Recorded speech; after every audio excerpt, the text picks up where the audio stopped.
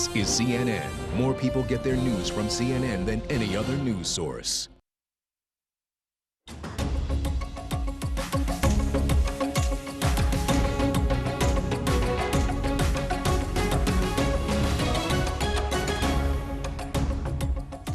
Hello everyone, I'm Zain Asher in New York, and this is One World. Any moment now, Texas public safety officials are going to be holding a news conference about Tuesday's massacre at Robb Elementary School in Uvalde, Texas.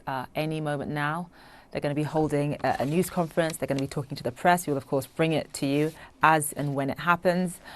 And it has, of course, been 3 days since a teenager with an assault rifle walked into that school and slaughtered 19 children and 2 teachers. There was no school officer outside to stop him, and once inside for nearly an hour, the gunman was left to unleash on the innocent. This is parents who were in obvious agony, cried and begged officers outside the school to let them inside.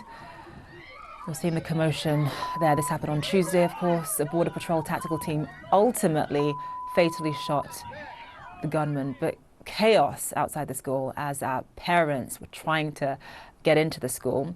Parents are now demanding an explanation. What exactly took officers so long to act? All right, Texas officials are speaking about this shooting. Let's listen in. That is the map, it looks like, of this school, John, and here we go.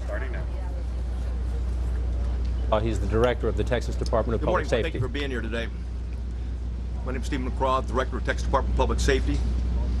On Tuesday, the District Attorney for the 38th Judicial District, Christina Mitchell, requested that the Texas Rangers under the Department of Public Safety assume lead responsibility of this horrific murder of 19 innocent child and 2 adults.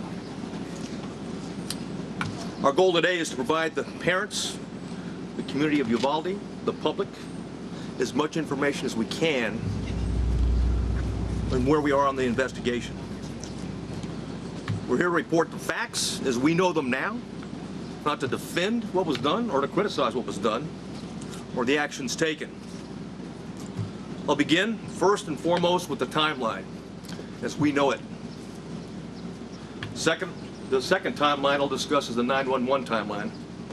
Then we'll talk about the relevant social or digital media footprint of the subject. And we'll also have plenty of time for questions at that point.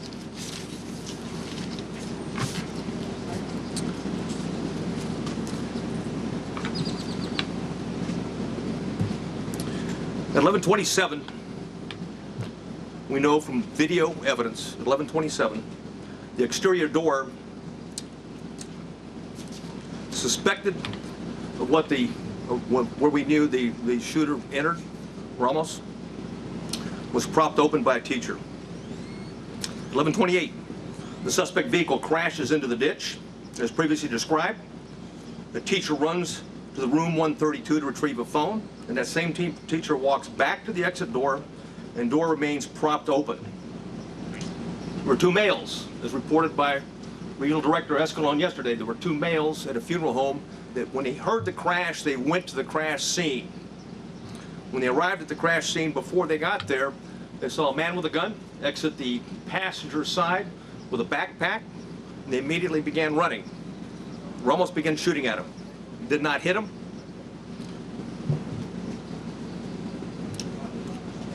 One of the males fell when he was running. Both males returned to the funeral home while they're running. And then again, we see through video, teacher reemerges inside the school in panic and apparently calls 911. 911 call at 11:30.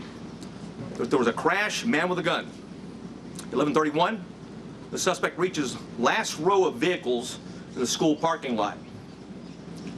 11:31, the suspect shooting began at the school while patrol vehicles got to the funeral home. I'll point out where it is.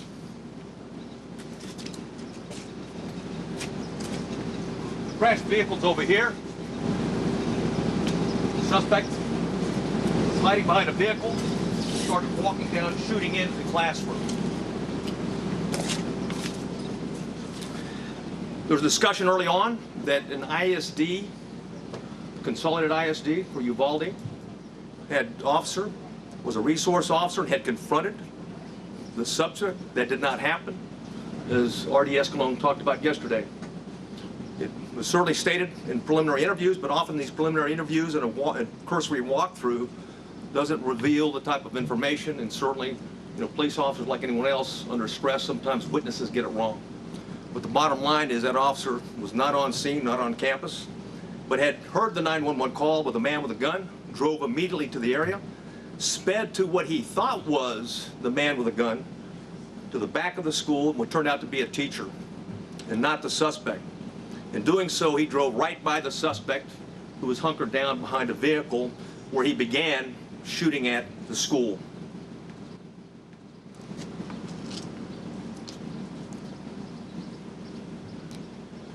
At 11:31, the suspect shooting in between the vehicle is when it began, while patrol vehicle gets to the funeral home. Multiple shots are fired outside the school at 11:31. Patrol car accelerates into the parking lot, drives by the shooter. That's exactly what I was talking about. That was the ISD officer at that time. He passes and then leaves the camera view. There's multiple shots fired at the school at 11:32, at 11:32:27, 11:32:36. At 11:33 is when the suspect entered the school at the door that I'm pointing to now. At 11:33, the suspect begins shooting into room 111 or 112. It's not possible to determine from the video angle that we have at this point in time. We do know this, that he shot more than 100 rounds based on the audio evidence at that time, at least 100 rounds. He entered at 11:33, or 11:33, he started shooting in the classrooms, 111 and 112. And 11:35, 3 police officers entered the same door as the suspect entered. All 3 of those police officers worked for the Uvalde Police Department. They were later followed by another 4, a team of Uvalde police officers, 3, and also a county deputy sheriff. So a total of 7 officers were on the scene. The 3 initial police officers that arrived went directly to the door, and 2 received grazing wounds at that time from the suspect, while the door was closed. At 11:37, there was more gunfire. Another 16 rounds was fired at 11:37. 1 at 11:37 and 16 seconds, 11:38, 11:40, 11:44. At 11:51, a police sergeant and USB agents started to arrive. At 12:03, officers continued to arrive in the hallway, and there were as many as 19 officers at that time in that hallway.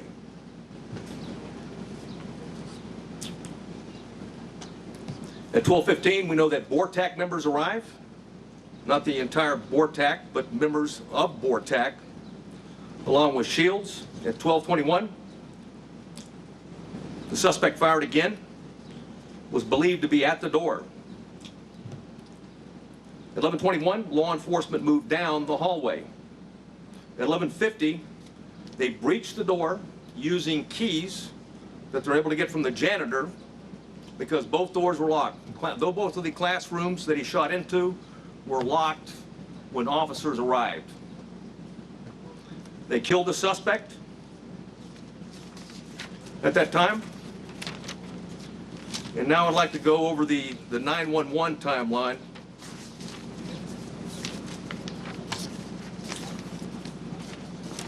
Which I'll warn you is not.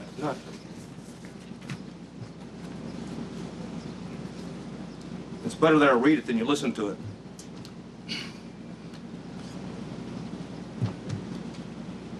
The caller identified, I'll not say her name, but she was in room 112, called 911 at 12:03. The duration of the call was 1 minute and 23 seconds. She identified herself and whispered she's in room 112. At 12:10, she called back in room 12, advised there were multiple dead. 12:13, again she called on the phone. Again at 12:16, She called back and said there was 8 to 9 students alive. At 12:19, the 911 call was made, and another person in room 111 called. I will not say her name. She hung up when another student told her to hang up. At 12:21, you could hear over the 911 call that 3 shots were fired. At 12:36, 911 call, it lasted for 21 seconds. The initial caller called back, student, child, called back, and was told to stay on the line and be very quiet. She told 911 that he shot the door. At approximately 12:43 and 12:47, she asked 911 to please send the police now.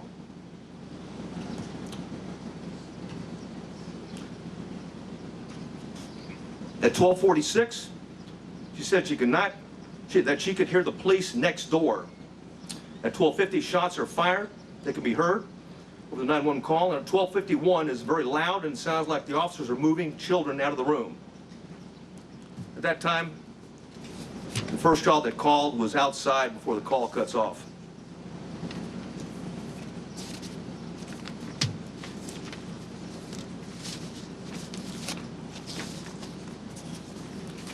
Additional information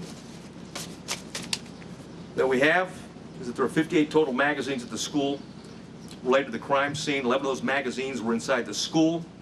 3 were on the suspect's body. 2 in room 112, 6 inside room 111.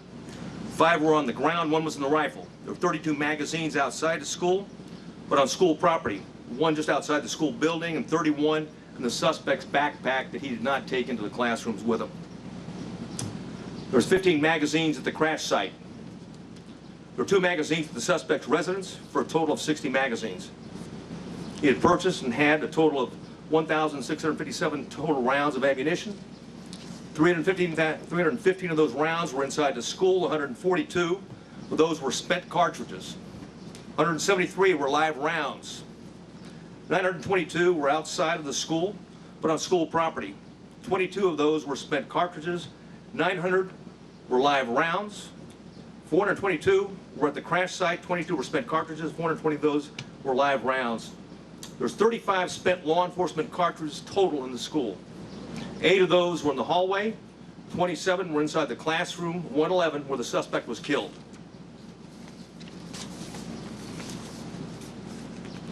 I mentioned that I was going to go over quickly a digital timeline.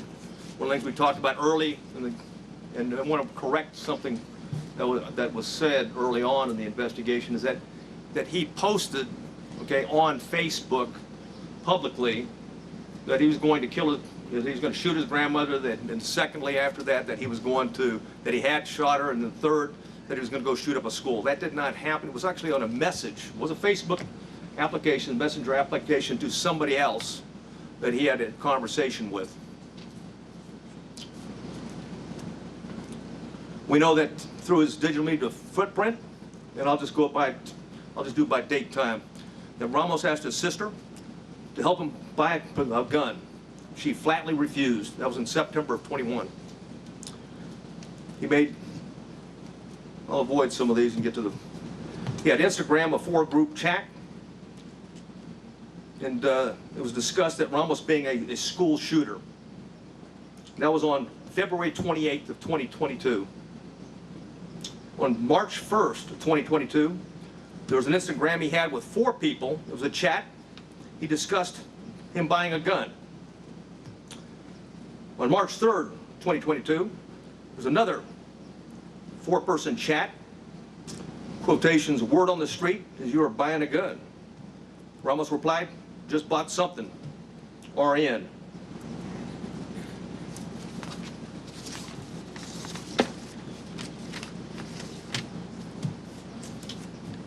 On March 14th, and there was an Instagram posting by the subject, in quotations, 10 more days. The user replied, are you going to shoot up school or something?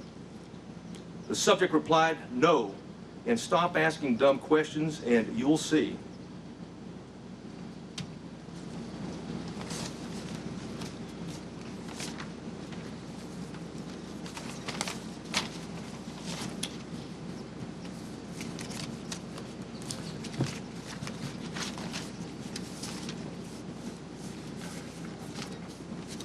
I know you have many questions, and I've agreed to stay as long as we can to answer as many of those questions that we can. If I can't answer it because we don't know definitively right now, I'll simply say that. And it continues to be a preliminary investigation. There's, literally, certainly over hundreds of interviews that have been conducted, will continue to be conducted, and there's thousands of leads that are being pursued, not consecutively, but concurrently.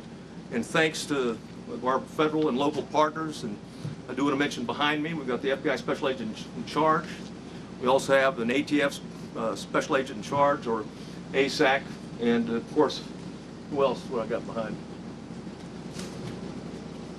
Okay, but Texas Rangers. If there's any specifics that I haven't covered that I might need their particular support on, I do want to cover one thing quickly though before I go to questions, and that's some of the questions that we received, that we have already received.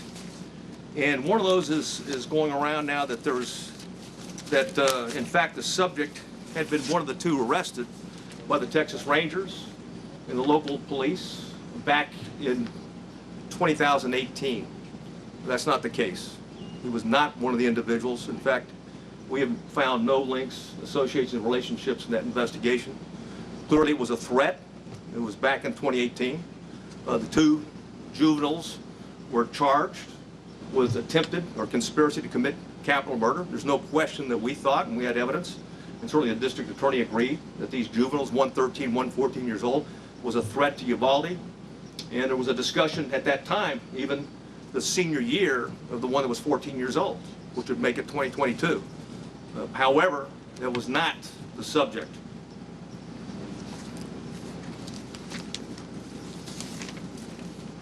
Questions? Give your answers. Huh? Tony's going to translate the Spanish. Okay. Oh, yeah. Oh, one thing I want to say, one thing I failed to say is that when we're done, we have Tony Peña with us. He's going to translate into Spanish, okay, what the answers and the questions are afterwards. Yeah. Director Shimon Roca-Pez, we just need you to stay at the microphones because otherwise the camera's gone. Thank you for doing this, and I do hope you stay here and take as many questions as possible.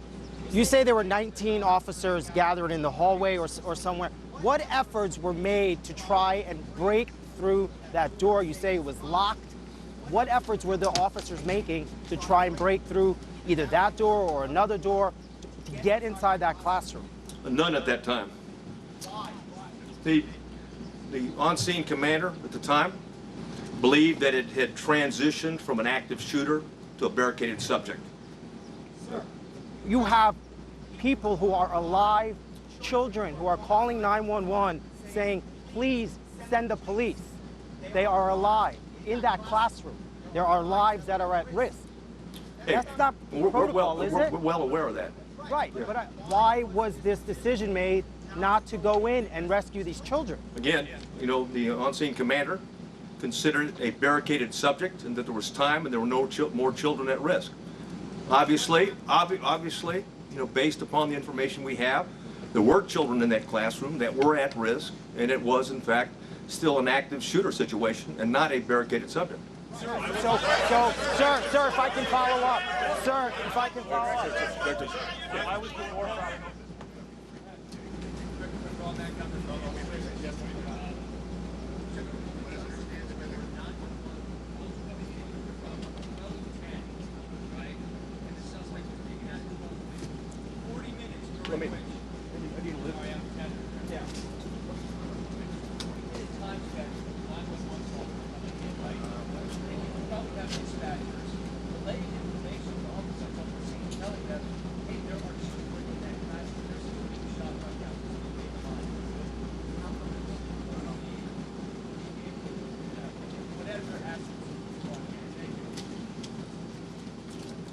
The question simply is this: there was a 40-minute gap. And if the 911 operators were aware that children were alive in that classroom, why weren't officers notified of that? And if that's the case, why didn't they take action? That's the question. And again, I'll go back to the answer for right now, is that it was considered, okay, the decision was made on the scene. I wasn't there, but at the same point in time, a decision was made that this was a barricaded subject situation. There was time to retrieve the keys and wait for a tactical team with the equipment to go ahead and breach the door and take on the subject at that point. That was the decision, that was the thought process at that particular point in time. Sir, as you stand here today, was this the right decision? Sir, was this the right decision? What? Police, Mr. Colonel, what can you tell parents that were here waiting and asking for the police to go in? Yeah, there was 19, like I said, there was 19 officers in there. In fact, there was plenty of officers to do whatever needed to be done, with one exception, is that the incident commander inside believed they needed more equipment and more officers to do a tactical breach at that point. That's why BORTAC was requested on the scene as soon as they were there.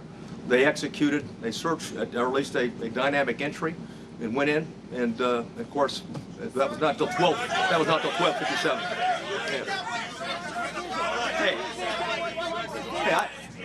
With the benefit of hindsight, stand by, all right? I got it. Okay. Hey, from the benefit of hindsight, where I'm sitting now, of course it was not the right decision. It was the wrong decision. Period. There's no excuse for that. But again, I wasn't there, but I'm just telling you, from what we know, we believe there should have been an entry at that as soon as you can. Hey, when there's an active shooter, the rules change. It's no longer, okay, it's no longer a barricaded subject. We don't have time. You don't worry about outer perimeters. And by the way, Texas embraces active shooter training, active shooter certification, and that doctrine requires officers, we don't care what agency you're from, you don't have to have a leader on the scene.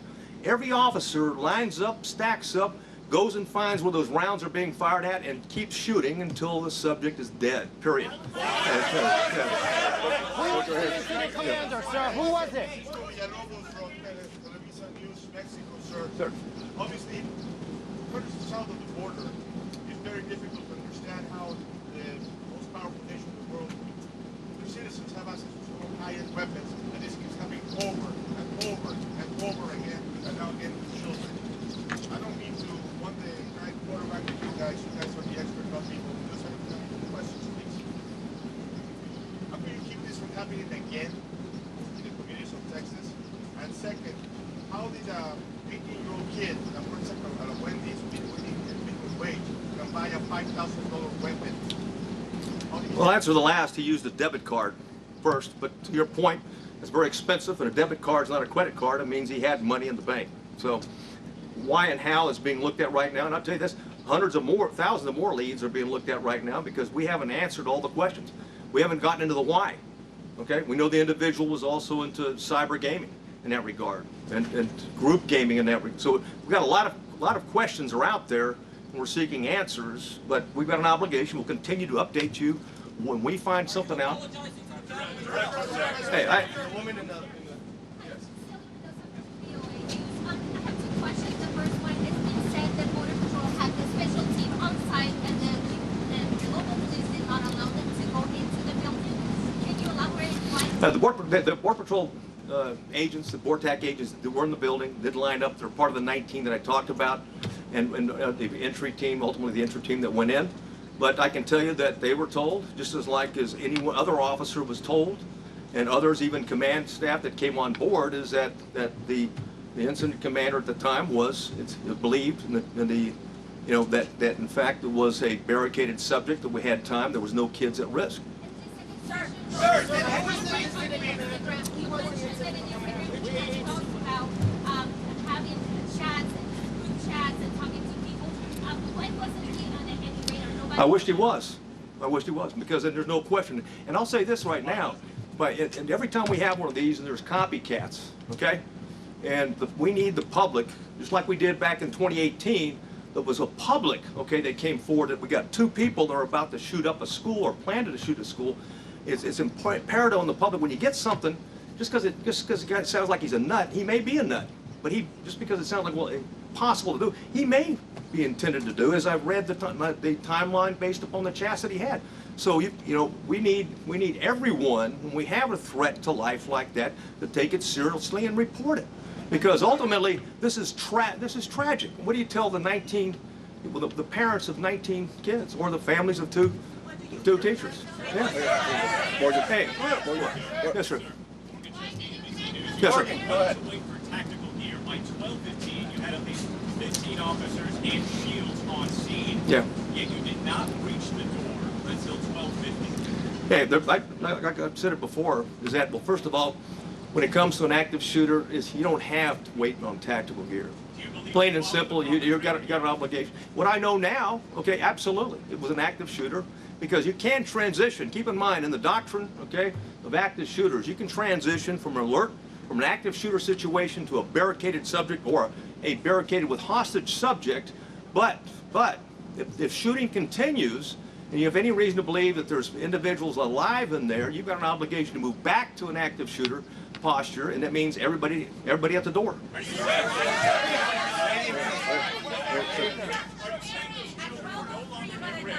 When he barricaded himself, saying there were children alive in classroom 112, 8 to 9 children. Is that teacher, are those children still alive? And why was the school resource officer off campus? And did Uvalde SWAT respond to the scene? Well, Uvalde has a part-time SWAT team, number one. The ISD's got, you know, they have limited officers. I think, what is it? Well, they got six. For the school Six, they got district, six, yeah. The Consolidated Independent School District has 6 officers, and they didn't have one posted at that location. And someone said, hey, what do you tell the parents? I mean, you know, bottom line is that, or someone talked about and said, when there's kids in the room, why wasn't there an entry? Because it was believed, like I said at the time, that the subject was stationary, barricaded, there was no risk to other children.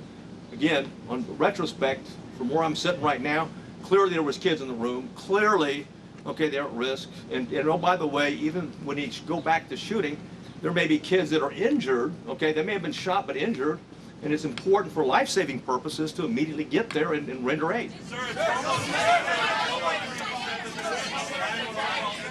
Man in the blue. Where was the resource officer? Why was he not on campus? He was not on campus.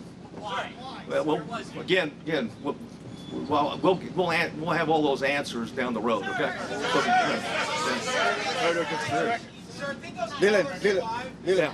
Oh, here. Hi, this is Univision Network, and thank you for doing this. Most of this community is Hispanic. Yes. A bunch of them are undocumented, and to them, the world, you could apologize to all those parents who were outside screaming, trying to get in. It was obvious that it was not under control.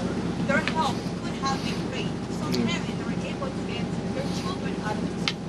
Not as a police officer, not as somebody that belongs to the government, but as a parent, as a human being. What do you say to those parents who are about to bury their children? Well, first I want to say that the Consolidated Independent School District officers were there early. There was 4 of them, and they immediately began evacuating the school and did that throughout the process. So keep in mind, so that was going on. And what do I say to the parents? I don't have anything to say to the parents other than what had happened. We're not here to defend what happened. We're here to report the facts so they have the facts. Yeah.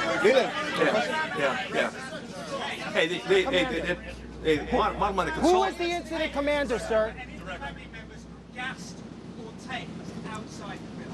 I'm sorry?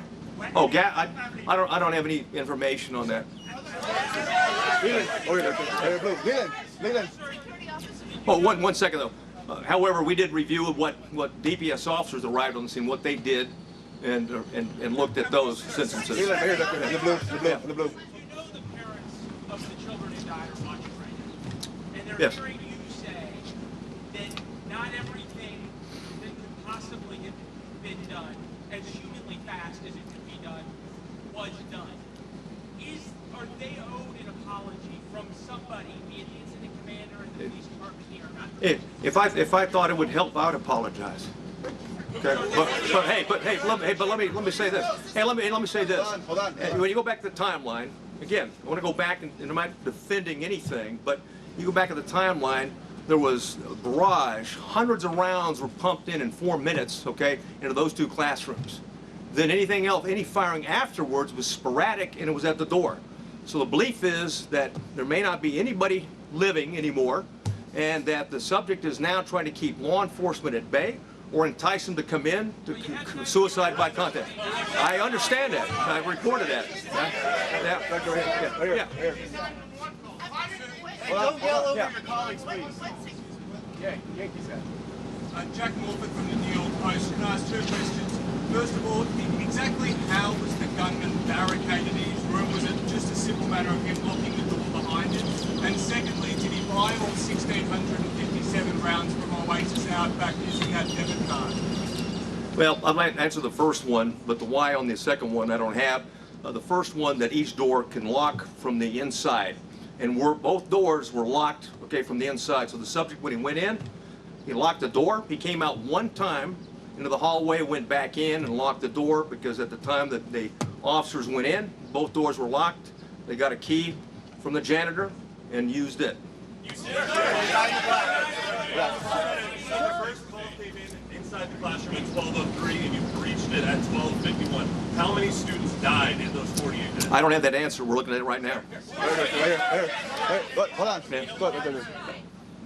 Good.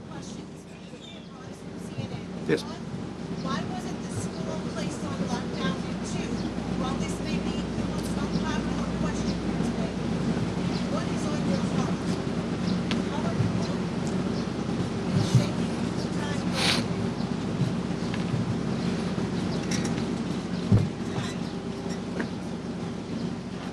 Yeah, thanks a lot.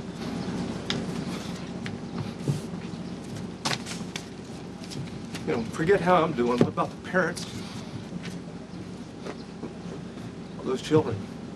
Don't forget about me. Don't worry about me or officers and stuff like that. We take an oath to uphold the law and protect people. And anytime something tragic like that, we want to know why it happened and if we can do better next time, is the bottom line. And call it like it is. It is tragic. Quite frankly, I mean, there shouldn't be anybody. You know, ideally, we've been able to identify this guy as a suspect and address it before he even thought about attacking, on the 24th. Green. Go ahead. Over here. There's a lot of ammunition, a lot of rounds. Are there other people that you're looking at to arrest? And we're looking at other people. Absolutely. Anybody who's been in contact, we're looking at anything. Links associations, people that may have known something, and will continue, and may have been involved in some chat room gaming along with them. So there's nobody that we're not going to talk to and look at. And it's certain, I can assure you that the district attorney is very proactive and very concerned about this, and that if any evidence that we bring to her that someone was an accomplice or an enabler or didn't do what they should have done, if it's in violation of the law and it meets the probable cause standards, I have no doubt that she'll take care of business just like she did back in 2018 when we had 2 juveniles plot a capital murder at the school. Right there in front of you, Doctor. Right there. Well, You had 911 calls at 12:10, 12:13, Yes. 12:16. The shooter wasn't killed until 12:50. Did any of those 911 callers survive? Yes. I can't tell you that with certainty, but more than one survived. How many children got pulled out of Hey, I'm sorry, what? Give us an update on the number of officers injured, the condition where they are now, and also were there any windows in the classroom that the officers should enter? Yes, the windows I'll go backwards, and right over here, I'll move over here. Subject shot into these windows right here as he's approaching the door, right? So the children were vulnerable all the time going through. We don't have any recording of any of the children maybe injured but not dead the way he shot in this particular area, right? It's as to the answer in terms of someone could have shot opposite in that regard. I don't have the answer for that, quite frankly. Right? We're looking at a number of different things in terms of ballistics and things like that, what you can do. Keep in mind, when you've got children, okay, in here, come back to the light. we got children in here. Oh, yeah. Oh, she's, yeah. Oh, okay. Okay. Right. And we're looking at this from a tactical standpoint and everything in terms of looking backwards, okay? And certainly one of the things is, what was the access in 111 and 112 in that regard? And also, There's other access points as well. Right there. Hold on. Let me say one thing. One thing I didn't point out, okay, is that when we've got him going into these rooms, right here's a Jack and Jill restroom between. So not unlike Santa Fe, the classrooms are separated, but they're really connected. So you can move back and forth between those two classrooms. In the green. Yes, sir. Was the incident commander receiving the information coming via the 911 call? And if so, why not? And if so, you speak to the level of investigation that you're putting into that very question. Yeah, well, that question will be answered, but I don't have I'm not going to share the information we have right now, because I don't have the detailed interview right now. Go ahead, sir. Right there. Yeah. Go, It's a barricade situation. Did any police officers go in and get their own kids while the parents were outside? Not that I'm aware of, no. Right there. Go ahead. Yes, please. How many children called 911 and you know for a fact if any of those children died? I know for 2 for certain did, and those 2 did not die. Why was that propped open door still propped open even after the incident was occurring with shots being fired at the funeral? Bottom line is, we reported what happened. Is that back door was propped open. It wasn't supposed to be propped open. It was supposed to be locked. And certainly the teacher that went back for her cell phone, it propped it open again. So that was an access point that the subject used. Do you believe that the teacher right there in front of you, right there. Go ahead, Blue. Go ahead.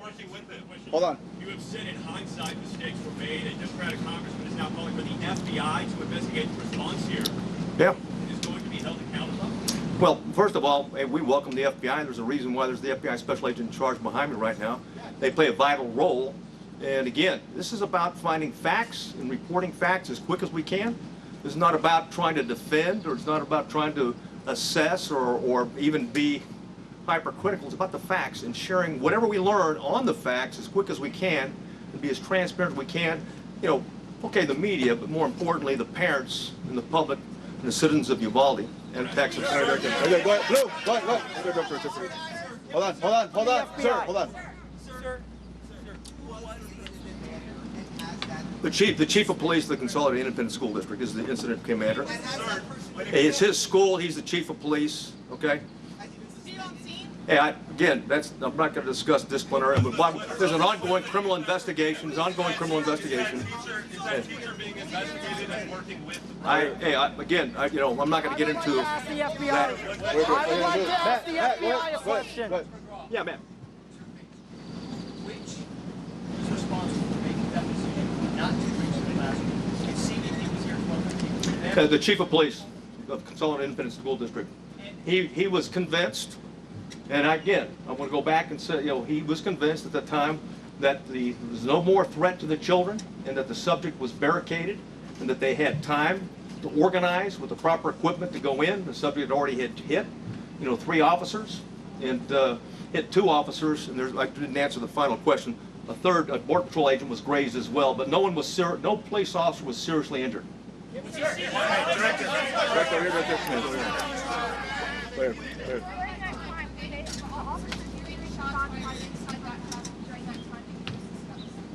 Yes, they did. He shot, and I went through the timeline before, where he continued to shoot periodically, sporadically. The last, I think I already gave you the timeline. I'm sure I went through it, but the last time that he shot right before the entry, okay, was he shot at 12:21. So. At the officers or at the children? Well, no, not at the children. I'll tell you what, we don't know yet. We believe it was at the door, is what he fired at. Right here. Go ahead. Right there. Wes. Hold on. What kind of equipment did law enforcement have in each specific moment of the response? Hey, well, we know that beginning when the BORTAC agents arrived, they had 3 ballistic shields. It's going to be the last question. Yeah, what? Last question. Can we have the FBI at the podium, please? Sir, the FBI. Hold on.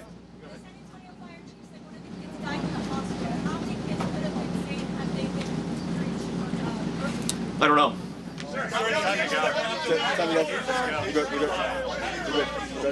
No, that's fine. Fine. Yeah, let's answer the question.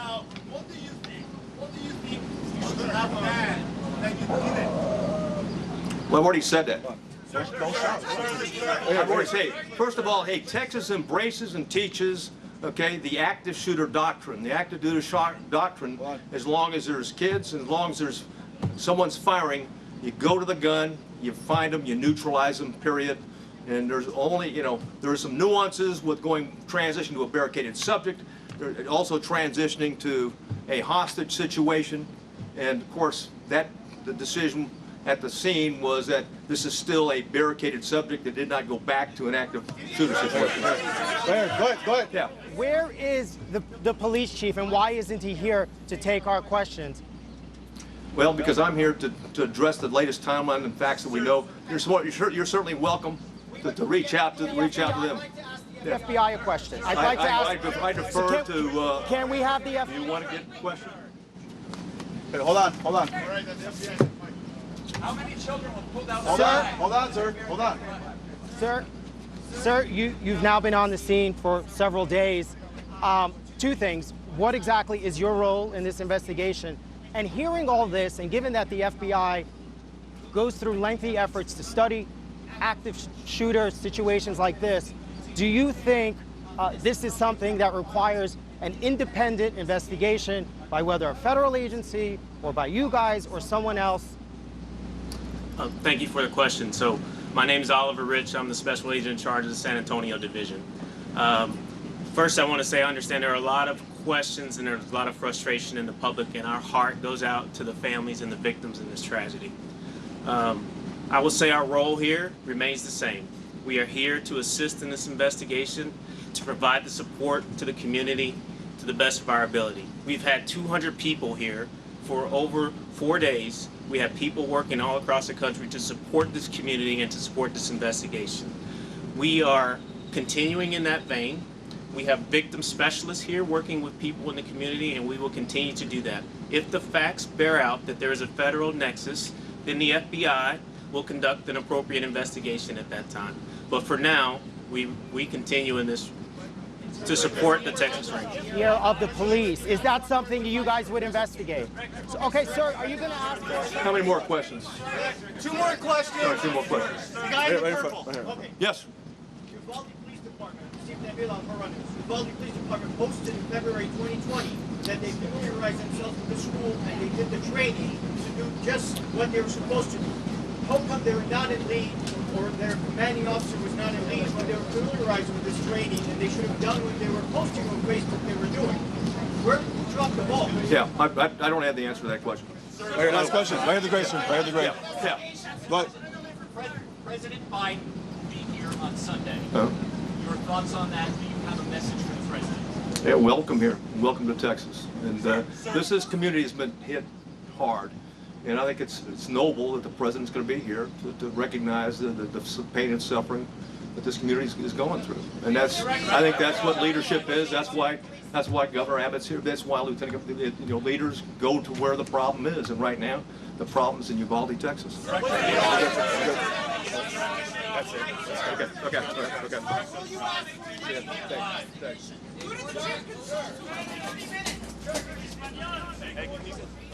7 words that will forever haunt the community of Uvalde, Texas. Of course, it was the wrong decision. Of course, it was the wrong decision.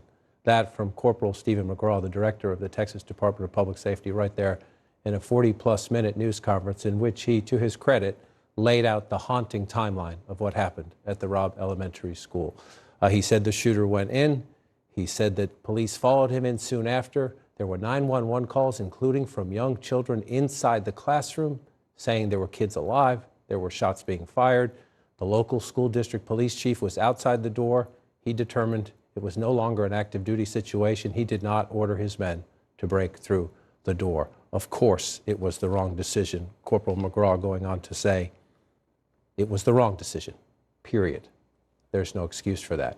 CNN Shimon Prokupecz live on the scene for us. Shimon, we have for a couple of days wanted the truth, wanted the facts, wanted the specific timeline.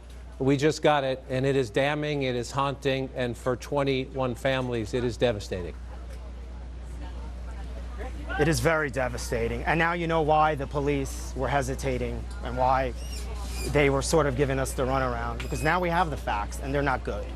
They're not good for the police here. They're not good for anyone, law enforcement.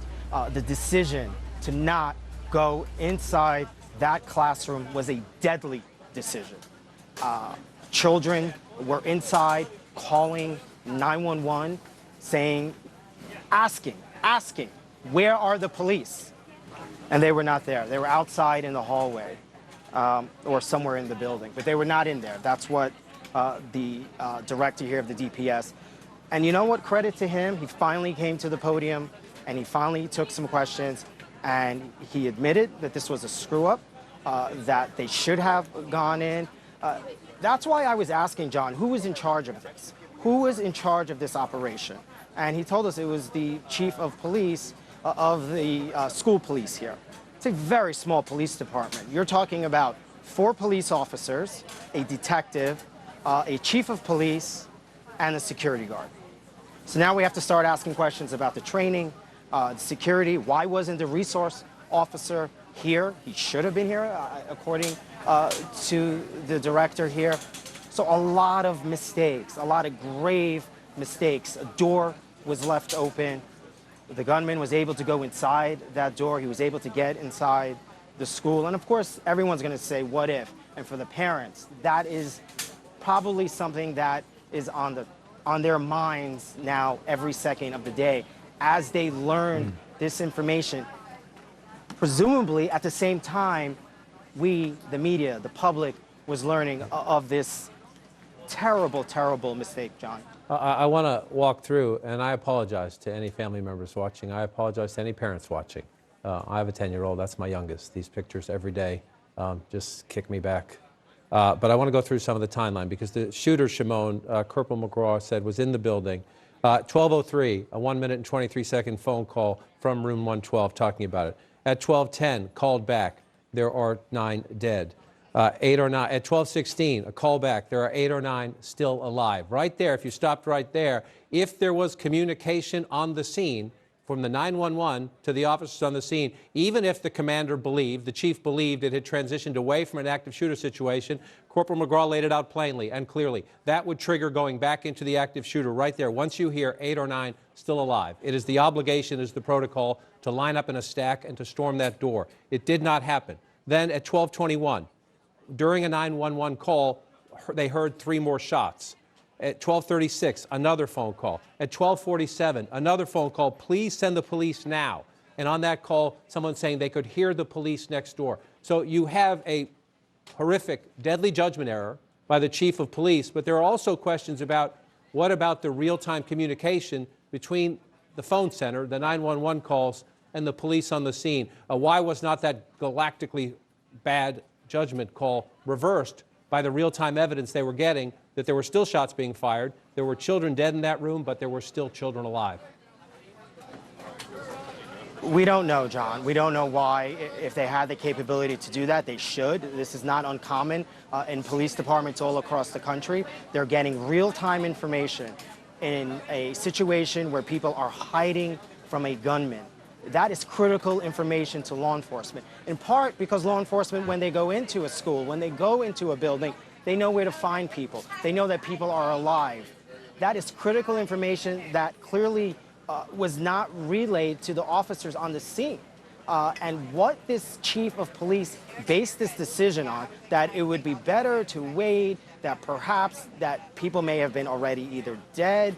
Clearly that was not the case because there were 911 calls being made by people inside saying, send the police. Where are the police? So that chief of police is not here, so we couldn't ask him.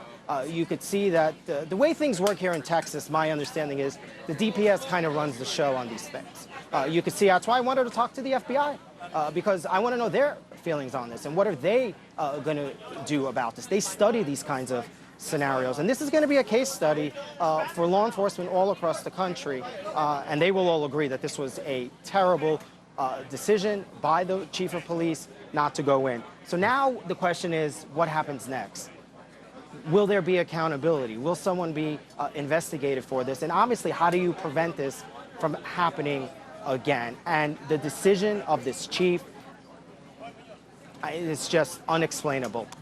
And as you go through that, it is obviously the chief is the commanding officer in there, and that has to take precedence in a situation like this. But one of the things Corporal McGraw went through is that he was talking about there are officers outside who parents were obviously pleading with those officers. We've seen the video. We've talked to the parents. If you won't go in, give me your vest. Let me go in. Parents were pleading. But the chief said there were 19 officers in the building. And again, words that will haunt the community and especially those 21 families. Plenty to do what needed to be done. In other words, 19 officers inside, plenty to stack and go through that door if necessary.